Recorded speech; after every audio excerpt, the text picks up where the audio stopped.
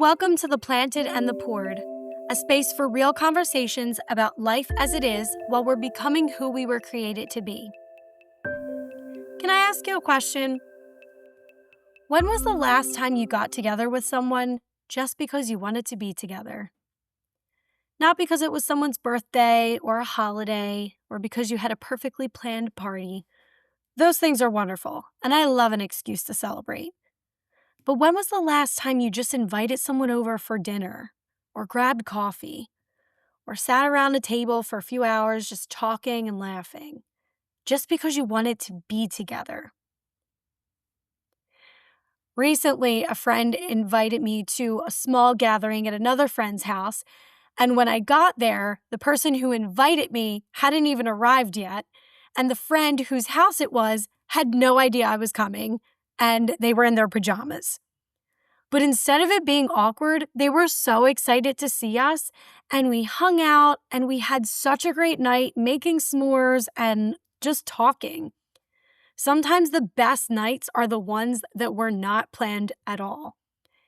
And I think sometimes as adults, we want community, but we don't always know how to create it. So today I want to talk about friendship.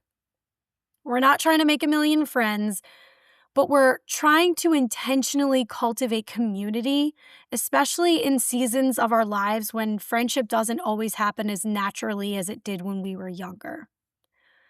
Part of the reason friendship can feel so complicated as adults is that we can have this vision in our heads of what a real friendship looks like. The people who you talk to all the time, who know everything going on in your life, who you're always hanging out with. But the older I get, the more I realize that friendship can look really different depending on what part of your life you're in and what type of person you are. And the cool thing about friendship is that all friendships don't have to fit into the same category. I have some of my closest friends that I've known since I was a kid. And while we don't talk all the time, when we do get together, it's like no time has passed. And then I have friends that I've made through dancing, and I see them more regularly because there's already something built into our lives that brings us together. I am not deeply close with every single person that I would call a friend. And that's okay.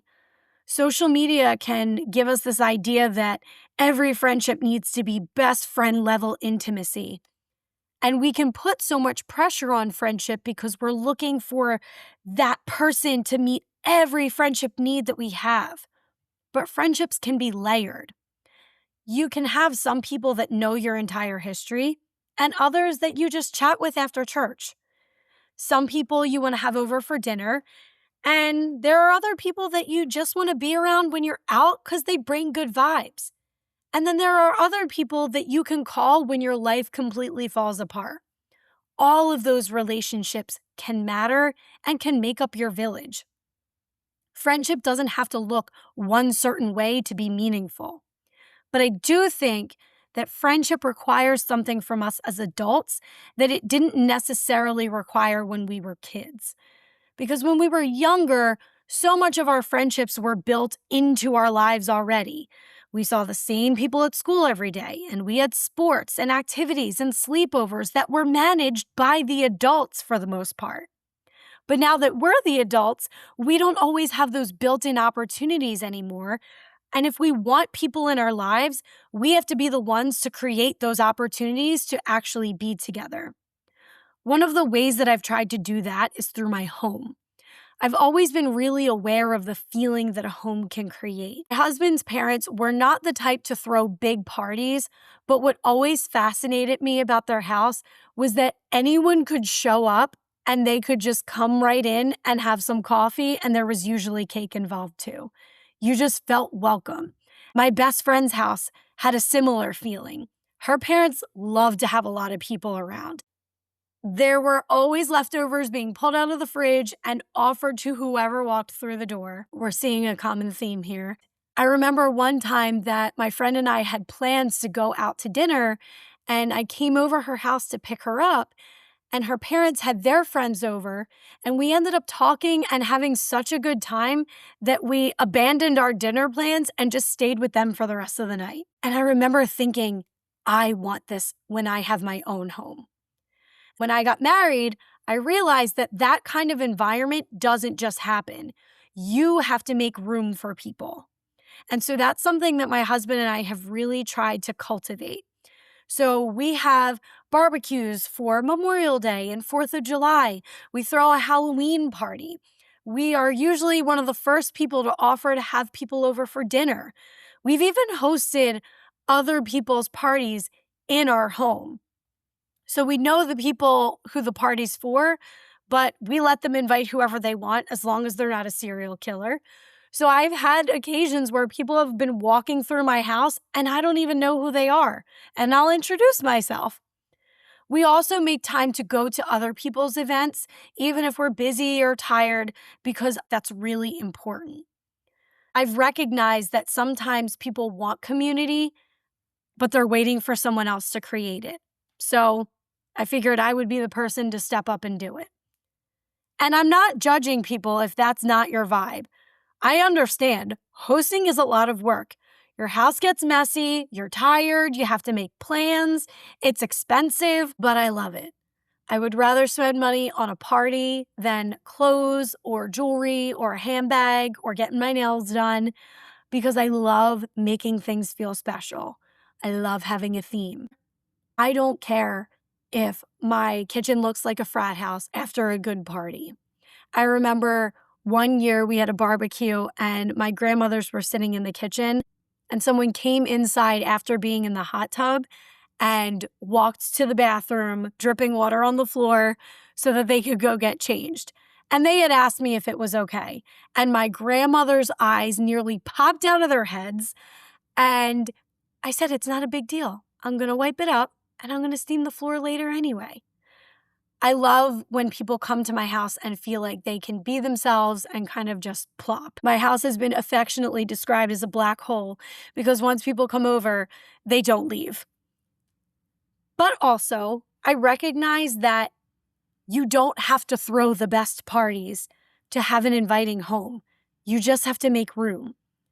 A few months ago, I had 2 friends over and we spent hours making pizza from scratch. We were talking and laughing and drinking wine and making a mess, and there was no huge production. And so we can get into this trap where we're waiting for the perfect occasion to get together when really you can just invite some people over for pizza and you don't even have to make it. I also want to say something here, though, because I don't want making room to sound like I'm telling you that you need to have a house where you can host people, because I recognize that not everybody has that. Maybe you live in a small apartment, or you have roommates, or young kids, and your house feels like absolute chaos. You might be in a season when you don't have a home that's really conducive to having people over. You don't need a house to create community. You can go get coffee, or go meet at a park, or go for a walk. You can invite someone out to dinner, or meet up at church. You can bring people together around whatever you already enjoy doing. I love hosting, but hospitality isn't about having a certain space. You just have to make people feel like they belong, and you can do that almost anywhere. Now, I want to give myself a little reality check. I am not the best at the little maintenance parts of friendship. I'm not always the one to text. I definitely don't always call unless you're my grandmom. And even then, I don't call as much as I feel like I should. I can get busy and wrapped up in my own life. And I've absolutely had friendships that have faded because we just stopped making time for each other.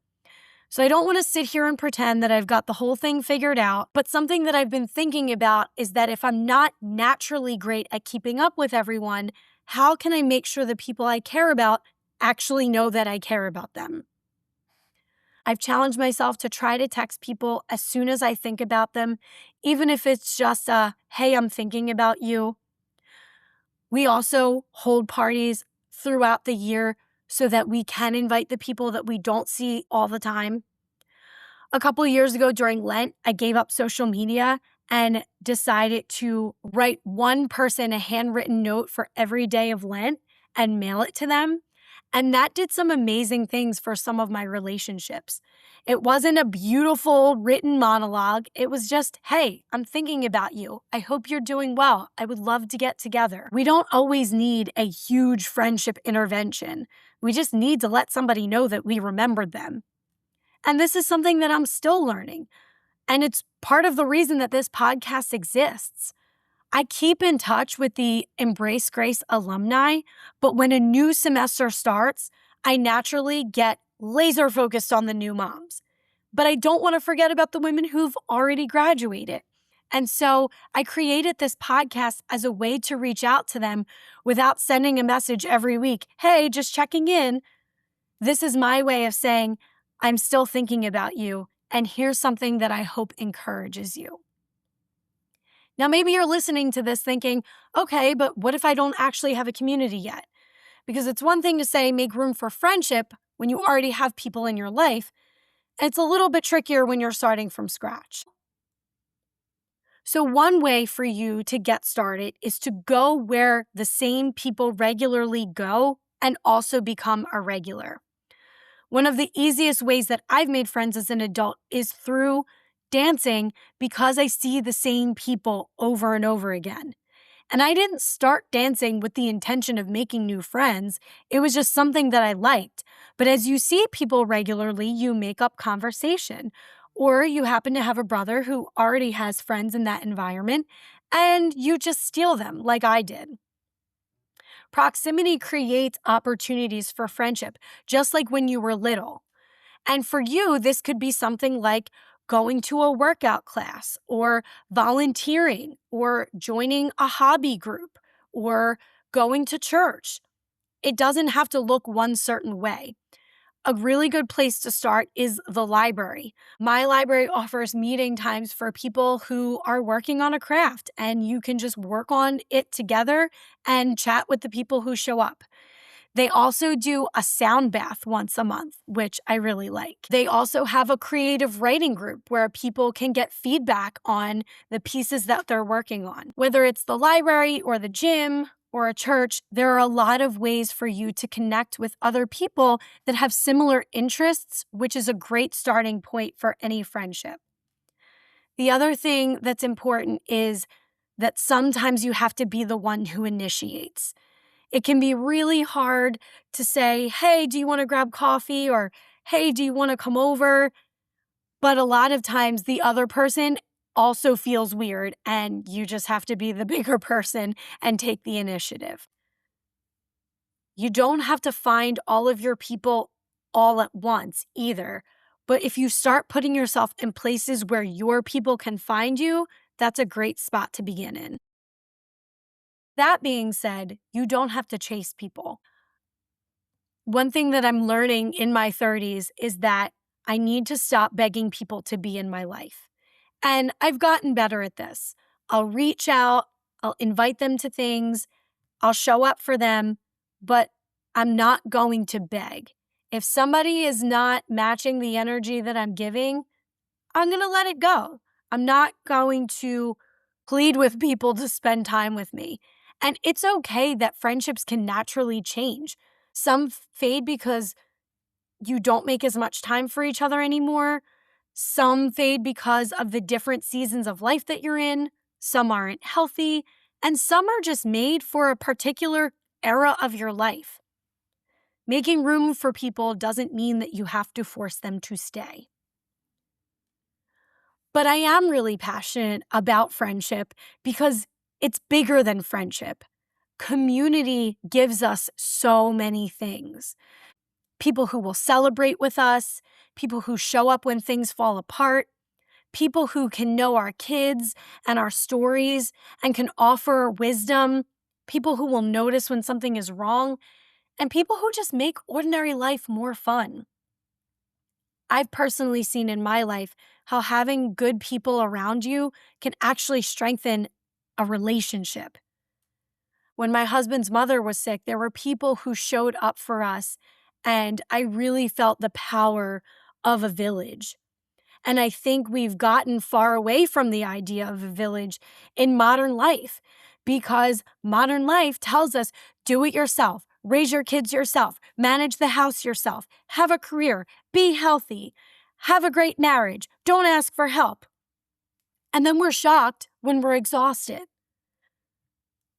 As I think about and pray about motherhood in my future, I want my future kids to grow up surrounded by people, aunts, uncles, friends, a church community, people who know and love them and who can teach them things that we can't. I want to get out of this mentality that asking for help means that we're failing, because it doesn't.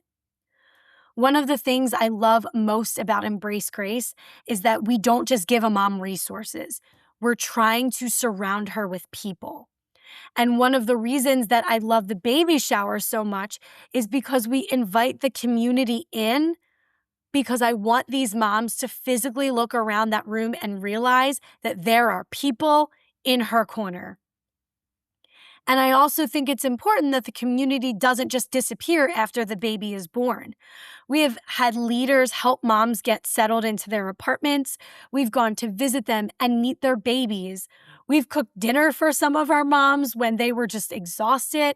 And we've even helped them with Christmas gifts for their kids when they needed a little extra support.